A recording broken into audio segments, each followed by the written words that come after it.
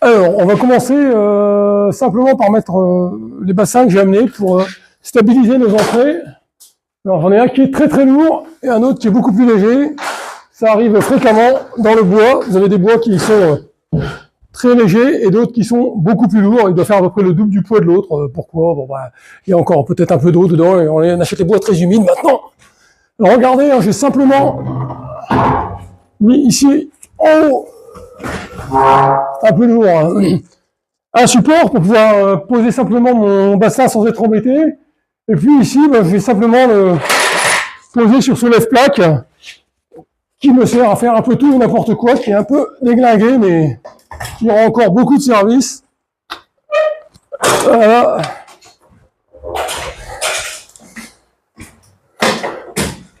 Je vais donc amener mon bastin en position.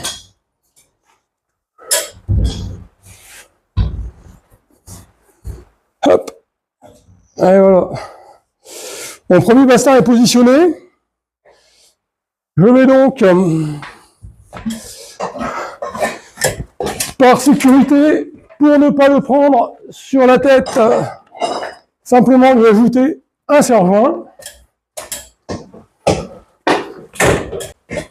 On réglera tout ça de niveau, bien entendu, après. Hein. Pour l'instant, on en est juste à la mise en place des bastins. On va faire, bien entendu, la même chose de l'autre côté avec un deuxième bastin. Pour venir tout simplement, pincer la ferme de notre charpente entre les bastins.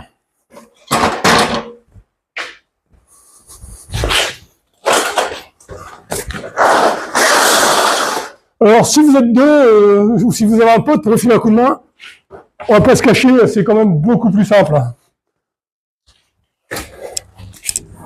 Voilà, mais bon. On est simplement sur des bastins. Hein. Ce sont des choses qui ne sont pas encore extrêmement lourdes.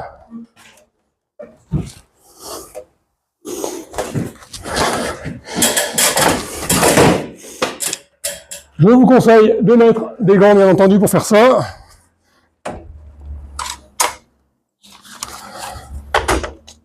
Je ne sais pas si vous voyez bien ce que je fais, mais bon, ça peut être facile de filmer ici.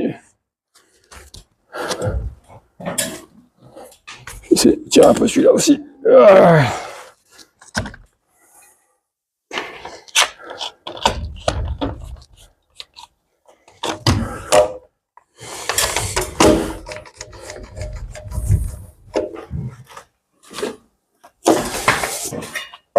Voilà, je vais donc passer ma ferme entre les bastins et maintenant il va falloir que je fixe tout ça. De manière très simple, je vais simplement percer mes bastins de part en part en perçant également la ferme. Dedans, je vais mettre ce genre de choses. Alors, c'est normalement utilisé par les maçons pour maintenir des coffrages, pour faire ce dont j'ai besoin. Ça va aller très très bien, ça a une puissance de serrage assez importante. Si vous n'avez pas ça, utilisez de la simple tige filetée de 16 avec des grosses rondelles et des écrous, et ça fonctionne de la même manière. Hein. Bon, moi j'ai ça, je les utilise, je les réutilise, c'est l'avantage. Donc je vous laisse, et puis on va revenir pour faire les petits trous. Voilà, on a parlé de petits trous, et bien on est parti. Il va falloir simplement percer tout cela de part en part, et de chaque côté. Alors ici, je suis peut-être un petit peu haut, on va baisser un peu après. Je vais attaquer par ce côté, et ensuite je viendrai par ici après. Je ne sais pas si vous allez me voir. Voilà, on va être par ici. Et bien, malheureusement, mes bastins.